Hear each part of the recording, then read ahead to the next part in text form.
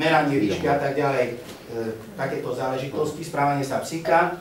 Tu máme to isté, dáme tomu, tu som práve chcel poukázať na to, čo sa mi stalo.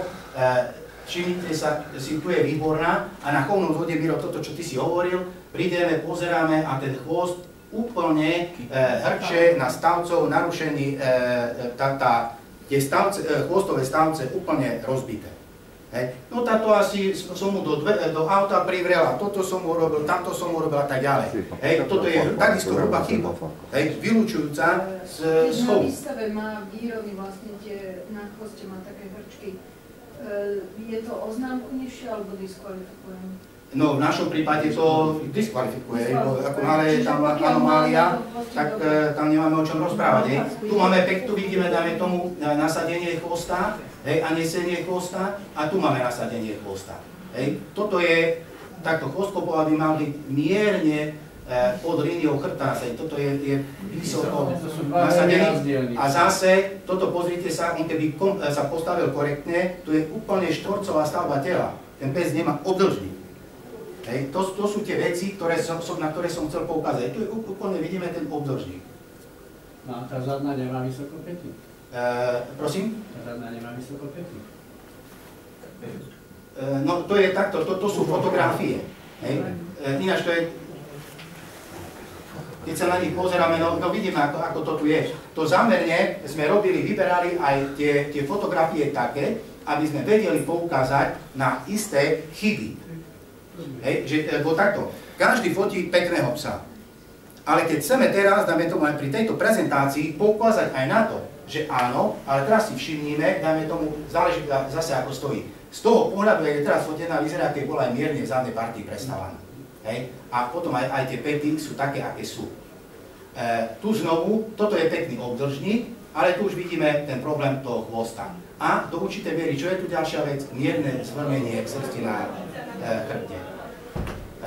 No toto sú už zase záležitosti pracovné, ale o pracovnej stránke už asi neviem. Rozobrali sme pracovnú stránku. Tu vidíme už aj, moment, tá medzinárodná spolupráca. To je, teraz by som odpovedal pánovi Dombajovi na to, na jeho otázku.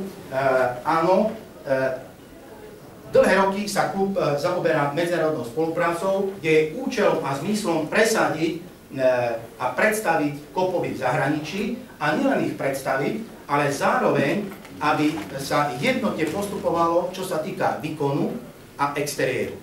Respektíve, aby nedochádzalo k tomu, ako si Jozef naznačil, že teraz dobre na Slovensku ten pes nezískal ani výbornú, ani kandidáta chovu, dostane sa do zahraničia a zahraničí bez kušiek, bez výstavy je v chove. Dajme tomu znovu, odchováme tam od suky, ktorá má možno 47-48 cm, je prerastie na štence, ale po niektorí si stále myslia, že v tom zahraničí je to lepšie ako doma. Znovu dovezieme jedinca zo zahraničia a tak si prakticky prinášame to, čo nechceme a z toho dôvodu chceme, aby táto medzinárodná spolupráca bola koordinovaná a každá krajina, aby mala svojho zástupcu v Medzinárodnej únii, tak ako si ty za Maďarsko, a pokiaľ sa niečo v Maďarsku deje, malo by to ísť vyloženie cez teba. Hej. To znamená, či už vývozy, uchovnenia a takéto veci, všetko by malo ísť cez teba. To znamená, že toto bol zmysel tej medzinárodnej spolupráce. Z začiatku sme mali založenú Medzinárodnú úniu, Medzinárodné združenie klubov chovateľov slovenských kopov. Tam bol problém s tým, že prakticky na svete sme mali len na Slovensku klub, Česku, Nemecku, vo Švédsku a žiadne kluby neexistovali. V iných istých krajinách existuje legislatívna bariéra, kde je veľmi ťažko založiť klub. Ale tým pádom sú tí chovatelia, potenciálni chovatelia slovenských klubov diskriminovaní, nevedia si založiť klub a nemajú informácie a nevedia byť ani členmi našej medzinárodnej organizácie. Tak z toho dôvodu sme zrušili Medzinárodné združenie klubov chovateľov slovenských kopov a vznikla Medzinárodná únia chovateľov slovenských kopov, ktorá združuje chovateľov a priaznicov slovenského kopova bez ohľadu na klub. Bo keď niekto v zahraničí chce chovať, je naša povinnosť ako materskej krajiny sa tomu človeku venovať a mu byť napomocný v každom smere. A toto je zmysel tej Medzinárodnej únie. Áno, nech sa páči. Vráťme sa trošičku späť k tomu, jak ten pes má vyzerať. Keby si, lebo časové sme sa skutočne dostali do tiesne. keby si povedal to, čo bezpodmienečne musí mať dobre, aby si to preferoval. A druhá vec, na Slovensku konkrétne s ktorými vecami brojíte a sa trápite, lebo tam sme mali vymenované dobré, ľahké, stredné a ťažké veci. Ale pre nás treba vedieť, aby sme vedeli, áno, je to dobrý kopov, nie je to dobrý kopov. Keby si vymenoval, čo dominantne musí mať, každopádne ten príklad by si ho mohol zaradiť medzi dobrých. A teda s čím sa na Slovensku trápime, čo neradi vidíte a čo teda je treba odstrániť. No tak ja sa tu vrátim. Lebo veľmi dobre to pán doktor povedal, presne, lebo keď ste nemali výborných, alebo teda všetky zvieratá boli výborné na Slovensku, tak človek, ktorý sa chcel pozrieť na pekného kopova, videl, aj ten je výborný, aj ten je výborný, tak ktorý je vlastne ideálny v type? No, a teraz sme tu pri tom základnom, pri základnom probléme. Pred 50 rokmi bol slovenský kopov uznaný a keď sa pozrieme na štandard slovenského kopova, tak máme tam, dáme tomu, mali by to ľahký typ, pružný, živý, ktorý má hmotnosť okolo 16 kg. Toto je v štandarde FCI. Rozhodca na výstave je povinný v zmysle výstavného poriadku rešpektovať štandard a presne podľa štandardu posudzovať. Pokiaľ nie, tak porušuje výstavný poriadok, nedodržuje štandard. Ale teraz prídeme na výstavu. Na výstave máme krásne super jedince Suka 45-50. V kruhu to neskutočne krásne vyzerá, dĺžka, osrstenie, les, ale za ním príde pes, ktorý má, dajme tomu, 46, ktorý je takisto v štandarde, ale už za ním drobčí, už za ním skače, už sa nepredvedie tak, jak sa predvedie ten veľký jedinec. A teraz, keď rozhodca posudzuje a náhodou dá vyhrať 47 cm psovi, alebo 48, pred tým vyšším, už korona z boku šomre, či je slepý, či má problém so zrakom rozhodca. Že tomu nerozumie, nevie posúdiť a tak ďalej. Ale rozhodca sa musí pridržiavať štandardu. A my sme sa týmto spôsobom dostali prakticky k tomu, že dnes máme suky nad 20 kg a psov okolo 30 kg. Že slovenský kopov dnes je pekný, je iný, než bol pred 50 rokmi, ale z toho dôvodu sme sa na výbore týmto zaoberali a ja som navrhoval takto. Áno, jedine materská krajina má právo požiadať FCI o zmenu štandardu, to je jej výsostné právo, ako robili aj Nemci s bavorským farbiarom.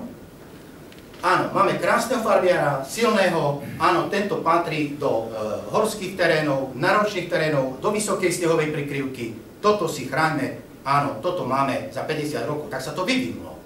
Ale potom urobme tú druhú variantu, ktorá bude menšia, ale nech to bude štandardná a nech to bude uznané. A tu prakticky nastal ten rozkol, že nie, slovenský kopov nech ostane taký, aký je. Ale teraz si kladiem otázku, tak, jak tu bolo povedané, vlastne, ktorý je ten správny kopov. Ten podľa štandardu, alebo ten, ktorý je ozaj vizuálne krásny. Tak postaviť to otázku ináč trošku.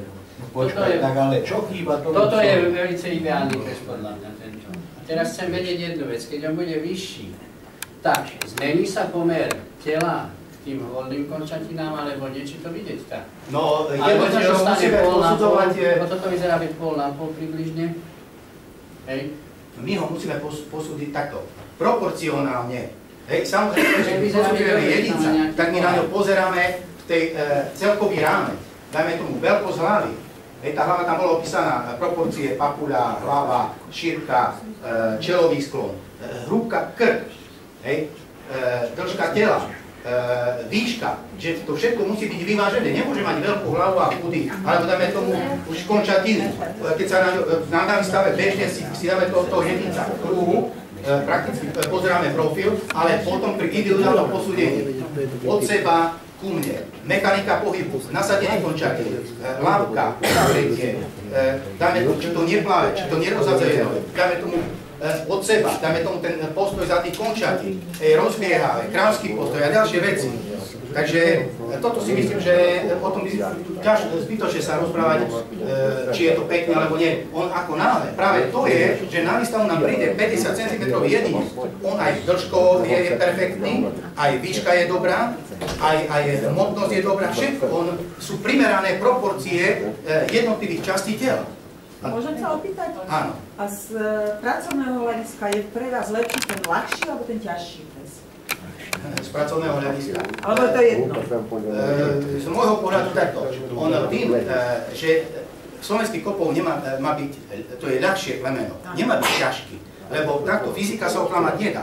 Ale s tým, že tento pes je vyložené, s ním polujeme na diviačiu zver, tam je trošku problém. Dajme tomu hlavne poranenia toho jedinca a tak ďalej. Čím je jedinec ľahší, tým je menšie riziko poranenia. Ale ako náhle tam príde ťažký jedinec a povedzme si úprimne, nie je to pomer síl pes a diviac. No nie. Takže toto je taká odpoveď na vašu otázku, či chceme ľahšieho, alebo podľa toho, na čo tu chceme toho psa využívať. A v akom teréne pôjde. Ale nie je to typovo toho psa, ktorý je ideálny podľa vás? Podľa nás je ideálny ten, ako je daný štandard. Toto je ideálne. Ľahší typ. Ľahší typ. No.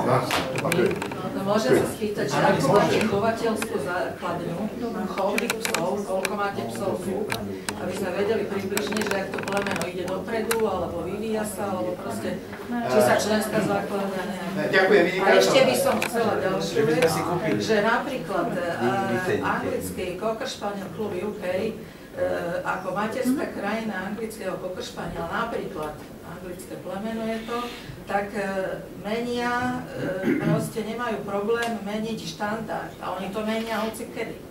Zrazu vidíme na internete zmena štandardu, aj keď v určitých malých veciach je to, povedzme, farba, niektorú farbu vylúčia akože neštandardnú, niekto sa snaží robiť nejakú farbu, tak proste to vylúčia. Toto sa nerobí, koniec. Takže si myslím, že po odbornej stránke, keď my sme materská krajina tohto plemena, tak si myslím, ľudia, ktorí sa tomu odborne vyznajú v tejto veci, to už vie každý, kto to je z vás, tak proste jednoducho ustáliť to a nie je problém aj zmeniť ten štandard v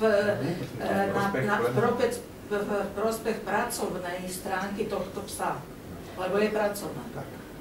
Ďakujem. Pôjdeme postupne, jak to bola daná otázka. Čo sa týka chovnej základne, máme teraz okolo 80 psov a 170 súk v chove. Ale ja práve, prosím? Ešte raz, pardon. 170. 170 súk a psov? Okolo tých 80 psov. Samozrejme, že po každom chovnom zvode to narastá, ale u nás je problém s tým, že tu je aj dosť veľa jedincov nám odchádza. Takže, a práve bohužiaľ, že tí najlepší. Základne myslím si, že je veľmi dobrá. Ročne odchováme od tých 450 do 500 štenia. Tak krivka nám ide jasne hore. Členská základňa je okolo 500 členov. Evidujeme podľa lesných úradov a hlásení okolo 3000 jedincov slovenského kopova na Slovensku. To znamená, že práve ja tu na to poukazujem, že aké tu je ozaj to kultúrne bohatstvo aj našich predkov, keď my dnes máme takú širokú základňu a v chove to využívame tak málo. Že koľko jedincov je špičkových a nie sú v chove a sú mimo. Takže to bol aj dôvod k iným činnostiam, ktoré teraz sa realizujú. Ale ja som hlavne chcel poukázať na to, dajme tomu, áno, našim cieľom je, aby sme ponuka neprevyšovala dopyt. Tak stále korigujeme a upozorňujeme aj chovateľov, aby sa snažili odchovať toľko šteniat, nakoľko majú odbyt. Aby ten kopov stále si udržal aj svoju nejakú hodnotu. Takže mali sme už cez 500 šteniat, teraz sme zišli na tých zhruba 450 ročne. Patríme s klubom chovateľov farbiarov medzi najsilnejšie kluby na Slovensku. Takže chovateľské základní toľko, a k členskej, potom bola tam otázka zmeny štandardu. Ja ani nie som za to, zase, aby sme každý rok menili štandard, to je z môjho pohľadu asi nie celkom dobré, ale keď za 50 rokov niečo ide nejaký vývoj a k niečomu sa dopracujeme, tak ja si myslím, že to je tak, s tou veľmi dobrou sme hovorili, že sa neklamme a urobme za to zúčinenie a to isté som navrhoval, neklamme sa a požiadajme FCI o zmenu štandardu. A my teraz na tých chovných zvodov prakticky, dokonca už sme aj vážili tých jedincov. Takže vieme, že kde sa nachádzame. Tak v tom nevidím problém. A ďalšia otázka, aká to bola ešte? Prosím? Nie, to požiadanie štandardu to bolo. No, áno. Čo vidíme na takých medzinárodných výstavách, tak má nikoho. My sa týmto zaoberáme, tam máme problém so srsťou, tam u nás jednoznačne je tvrdá srsť, pesíky, podsada, tá podsada aj v lete, samozrejme nesmie byť hnedá, sivá a tak ďalej, čierna, jasné ohraničenie a tak. Takže je to dosť náročné. Áno, ďalšie. Len tá váha by zaujímala tie pozňatky z toho, ide to s váhou ako vyššie tendenciu má, alebo ako? No samozrejme, on tým, že ten pes je rámcovo väčší, tak aj hmotnosť je. Tomu potom ako by to vyzeralo. Možno ešte by ma zaujímalo, že kde okrem Slovenska je najrozšírenejší kopov? No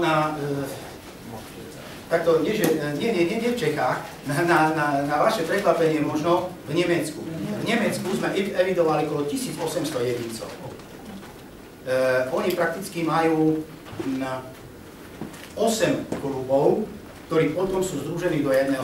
Oni majú tzv. Krajinské kluby a potom majú svojho prezidenta, ktorý zastupuje prakticky pred UNESCO na vonku. Takže, ale takto, celkom dobre sa začal kopov presadzovať aj v zámori, hlavne v Kanade. Tam ich dohľadávajú medveďov a tak ďalej, ale najväčší problém bol v Amerike. Tam to vlastnícke právo, fakt je vlastnícke právo a tam je problém s tým, že dáme tomu ten kopov už keď zabehol a sa dostal na súkromný pozem, ale tam s tým boli obrovské problémy. Takže tam je problém. Ale ináč vo Švédsku sú neskutočné, dáme tomu takto, slovenský kopov sa dostal na kráľovský dvor do kráľovskej svorky a on medzi duričmi, medzi ostatnými duričmi začal neskutočne vynikať a z toho dôvodu sa stal veľmi populárny. Dokonca tam bola aj taká úražka samotnej kráľovnej, keď novinári chodili a filmovali viac psa ako ju, tak ju to urazilo. Takže, ale dnes je tam založený samostatný klub a na severe má najsilnejšiu základňu. Takže neviem, sú ešte... Inak tej veľkosti kopova je to otázka v prvom rade výživy. Tá výživa sa tak totálne zmenila oproti obdobiu pred 50 rokmi, 60. To je všeobecne, to nie je len u psov, to je aj u ľudí. Vidíte, že tá nová generácia je stále vyššia a vyššia. Ja ešte v 70. rokoch som bol s pánom Slimákom, ešte neboli Ferosiget žil, sme išli z východu a sme sa zastavili u jedného chovateľa a hovorím to vždycky spomínam, ktorý mal slovenský kopovov, prišli sme k nemu, mal krásny vrch, tak sme ho pozerali a tie štenatá sa mi zdali, že majú nejaké veľké brucha a hovorím, a už mali ale 7 týždňov, či ich odčervovali. Hovorili, nie, to sa nemôže odčervovať, lebo že potom prerastú. Ale naozaj, to je pravdou, že tí ľudia nechávali ich tak, aby sa nedostali cez tú hranicu tých 50 cm, pretože to je nielen u všetkých druhov, v podstate zvierat, je to, že bielkovinová výživa prospieva k rastu do výšky. A keď tá výživa ako bola kedy bola hlavne založená na glicidoch, tak tí psi nenarastli vysoko. Ako náhle začnete psa glicidmi krmiť, tak on nenarastie do výšky, on priberie, má svoju váhu, ale nenarastie do výšky. Ako náhle máte bielkovinovú výživu, tak oni rastú a dneska tie krmné dávky sú založené na vysoko bielkovinový krm a preto je tá hranica 50 cm. Ďakujem. Má ešte niekto niečo? Ja som ešte takú vec chcel sa spýtať, a domov rozprávať, nie spýtať, že prečo sa potom neurobiť taký centrálny register na Slovensku trvale vyradených zvierat z chovu, keď dostanú tie zlé známky a keď sa aj to zviera kúpi do susednej krajiny, tí ľudia na to raz, dva prídu, že to zviera je vyradené, niekde do Číny by mohlo ísť na gastronómiu. No práve. Lebo ja si myslím, že keby sa niekto do toho kopoval v inej krajine, tak on by si to našiel, vyhľadal. Pre krátko času nemáme taký časový priestor, aby sme prešli taký celý profil toho nášho klubu. My sme požiadali ministerstvo o dotáciu a z tej dotácie sa nám podarilo presne to, o čom ste teraz hovorili. Jednak tu pochádza tá karta z tohoto softvéru a na druhej strane, lebo takto, stávalo sa nám tak, že teraz príde chovateľ, majiteľ jedinca na chovný zvod, raz, druhýkrát, piatýkrát a chodí do nekonečna. Ale my sme ani nevedeli, či už bol raz, trikrát, ale skrátka chodí. Teraz na chovné zvody sa prihlási, my ho dáme do databázy a v databáze už presne máme to, čo teraz pred chvíľočkou ste povedali. Čo je to za jedinec, máme ho zbonitovaného a stále my ho vedieme už pod tým číslom, pod tým kódom bonitačným, že áno, to je tento jedinec. A ten jedinec už keď sa dostane kdekoľvek a príde na SPKP, my už presne vieme, že kto to je a či už to jedno kde bude. A toto nám, tento software nám robí jednak tú bonitáciu. Bonitačná karta je súčasť chovnej karty jedinca. A tam už máme bonitáciu, výstavy, skúšky, skrátka celý profil toho jedinca. Takže v podstate tento problém máte vyriešený. Na základe toho, tým pádom, už aj pri párení ten poradca chovu už vie, čo robí. Ale tento problém je teda vyriešený, keď... Však to mám taký viem, že neviem, či to aj je s vami sa komunikovali. Jedinec, keď je vyradený vonka z chovu, tak už potom je dohľadanie, že je... Lebo človek, ktorý nám robil software, tak robil aj pre týchto učiakov. No, môžete že ako máte víziu, perspektívu do budúcnosti, alebo nejaké ciele klubu a práca s mládežou a noví chovatelia, či je táto otázka poriešená? Sú to super otázky, všetko, len takto. Ten klub sa dostal z môjho pohľadu už do takej profesionálnej úrovni, ak aj tu pán inžinier Stanovský naznačil, či už poradca chovu, to ozaj je potrebné, aby bol už človek s istým náležitým vzdelaním. Či už veterinár, alebo tú kinológiu mal naštudovanú, sú to tak odborné veci, ale to na každom stupni. Či už zahraničná politika, ekonomika, pracovná stránka, exteriér, marketing, práca s mládežou. My zoberme si, že každý rok navštívime nejakú odbornú školu. Či už lesnickú Prešove, na kinológii v Košiciach sa stretávame so študentami. Potom ideme, zoberme si výstava. Tá výstava z Zvolenská, práve tu možno by sme mali rozprávať aj s pánom inžinierom Stanovským. My sme išli na akademickú pôdu do Zvolena, kde vyrastajú profesionáli. Lesníci, poľovníci, kinológovia, profesionáli. To znamená, že my už tam im predstavujeme to plemeno, či tam hlavne po stránke tej exteriérovej a toho výberu dochov, keď sa tam robia chovné zvody. A toto je práca jednak s mládežou a osveta. Lenže tu by sme sa mali spojiť možno, no teraz hovoríme o klubovej záležitosti, ale tu zrejme je záujem aj iných plemien, aby sme to prezentovali. Lenže ja zase beriem, alebo klub berie zodpovednosť za to, že sme národné plemeno. A preto, či už na kinologickej rade, alebo kde, tak no ja stále, dievčak stále vystúpi a stále niečo chce a do niečoho púši. Hej? Však možno moje meno je celkom dobre známe, možno po rôznych stránkach a tak ďalej. Ale ja beriem zodpovednosť za to plemeno a ja keď som išiel do kinologickej rady, ja som si myslel, že budem v kinologickej rade bombardovaný tým, že nerobíme a že kde je národné plemeno. A nakoniec ja občas mám problémy s tým, že my robíme x akcií, či už exteriérových, výstav, zvodov a tak ďalej, ale aj pracovných. Dáme tomu, niekto povie, no tak klubové skúšky boli tam a tam sme o tom nevedeli. Ale keď sa narodí ročne 500 štenia, my počítame o rok, že minimálne 60% z toho pôjde na skúšky už. A teraz okresy urobia skúšky, na ľudské skúšky príjmú 12 psov a okrese je možno 30 psov, zoberme si len Kopovú, koľko je, a ďalších plemien. A tu je povinnosť klubu sa starať o svojich členov a usporiadať pre nich tie skúšky. Lebo oni nám volajú. Tak čo oni robíte skúšky? Kde mám urobiť skúšky? No ale dajme tomu, to je fakt na diskuziu a o tom, aby sme rozprávali. Dobre, takže takto, dostali sme sa, takto, témy sme nevyčerpali, ale čas sme vyčerpali. Ale takto, ostávame tu, takže môžeme kľudne komunikovať. Myslím si, že na to tie priestory sú tu, po prípade zajtra na výstave. Takže ja vám veľmi pekne ďakujem za pozornosť, za otázky, ktoré boli položené. Otázky fakt boli odborné. Mňa veľmi teší váš záujem, no a teším sa na ďalšiu spoluprácu. Berte tieto prednášky alebo celý tento seminár ako taký začiatok také diskusie o národných plemenách. Chceme pokračovať v podstate v tomto aj ďalej. Toto bol, alebo je dneska taký prvý pokus urobiť niečo také.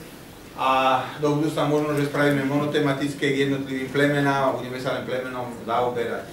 Ďakujem. Teraz je prestávka, tam je malé občerstvenie vonku a o 4 pokračujeme.